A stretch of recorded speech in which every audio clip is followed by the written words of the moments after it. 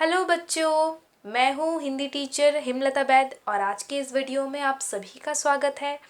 तो बच्चों, आज मैं आपको पढ़ाने जा रही हूँ 13 नंबर पाठ यानी ये भी जाने। तो इस पाठ में पहले मैं आपको बता देती हूँ, हम दो अतिरिक्त व्यंजन के बारे में जानेंगे। व्यंजन वर्ण यानी ड़ और ढ, ये दोनों ही अतिरिक्त व्यंजन वर्ण हैं।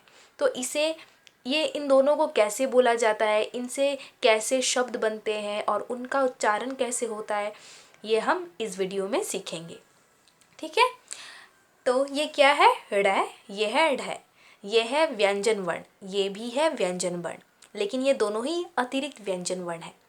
तो आइए हम जान ले, यहाँ क्या लिखा है। राघव खिड़की के पास खड़ा पापड़ खा रहा है, पेड़ पर बैठी चिड़िया देख रही है। ठीक है, तो ये है अतिरिक्त व्यंजन वर्ण ड़। और इससे बने कुछ शब्द क्या हो सकते हैं? खिड़की, खड़ा, पापड़, पेड़, चिड़िया, सड़क, पहाड़, गुड़िया, जड़। ठीक है, और ये है ढ। तो यहाँ क्या है? बूढ़ी माँ धीरे धीरे सीढ़ी पर चढ़ रही है, बढ़ई ने उनके लिए एक पीढ़ा बना दिया। गढ़, पढ़, बढ़, बाढ़। तो ये है ढ से बने कुछ शब्द। बच्चों, अब हम जानेंगे कुछ विदेशी ध्वनियों के बारे में। विदेशी ध्वनियाँ, ठीक है।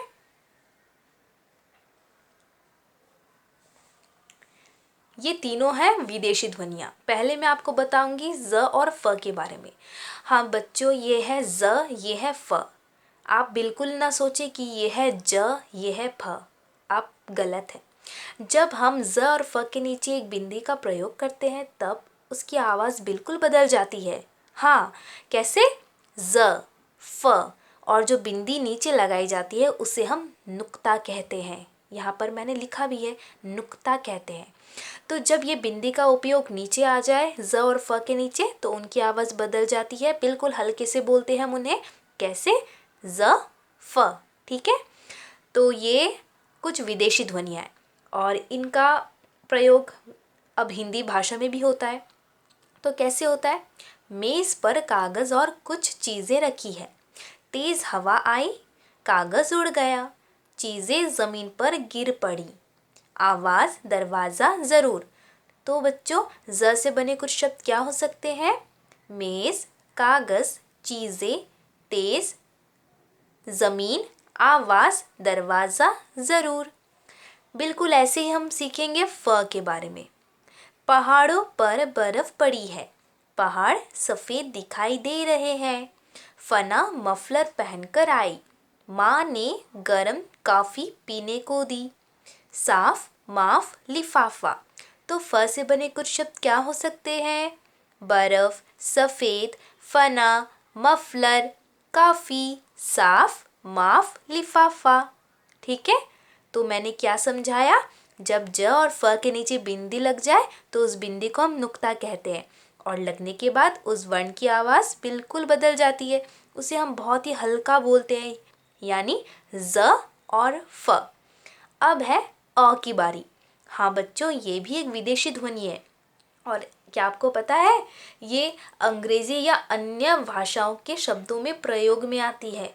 और इसकी आवाज़ कैसे होती है? इसकी आवाज़ आ और ओ की मिली जुली सी आती है, यानी अ।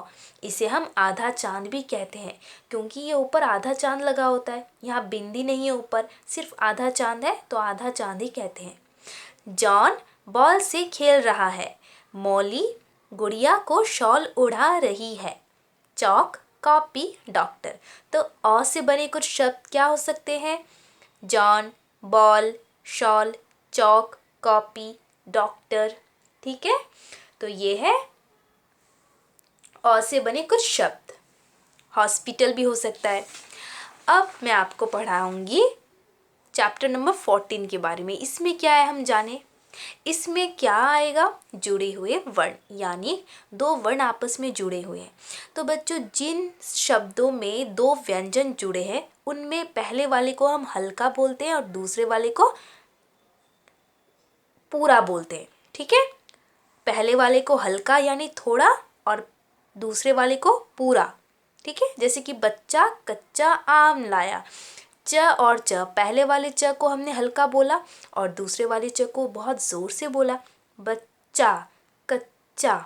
तो यहाँ कौन से वर्ण जुड़े हुए हैं? ये च, ये च, ये वर्ण जुड़े हुए हैं।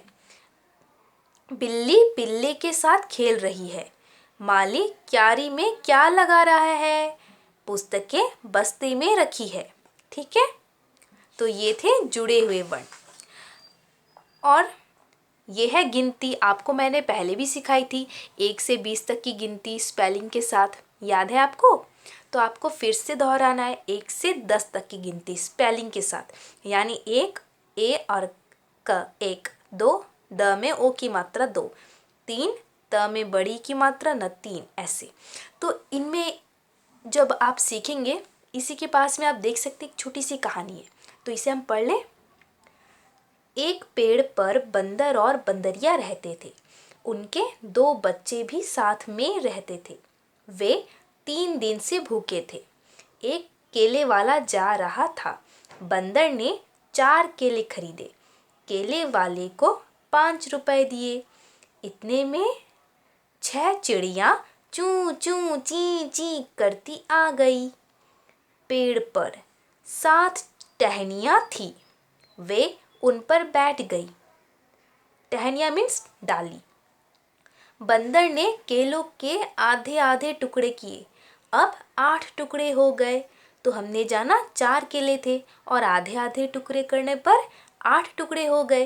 तभी एक बूढ़ा बंदर एक केला और ले आया। उसने आधा खुद खाया, आधा बंदर को दे दिया। अब 9 टुकड़े हो गए, लेकिन सब मिलाकर खाने वाले थे 10। बंदर ने 9 टुकड़े सबको दे दिए, खुद चुपचाप एक डाली पर जाकर बैठ गया। ठीक है, तो 10 कैसे हो गए? एक बंदर, बंदरिया, उनके 2 बच्चे और 6 चिड़िया, तो कितने हुए? 10 हुए ना। तो ये एक छोटी सी कहानी है, बहुत ही मज़ेदार है, बहुत ही प्यारी सी कहानी है। और इसमें आपको ये गिनती चार्ट भी मिलता है, यानी 1 से 10 तक गिनती, वो भी उसकी स्पेलिंग के साथ। तो आपको ये याद करनी होगी। ठीक है, तो बच्चों आज का ये वीडियो यहीं समाप्त होता है। धन्यवाद।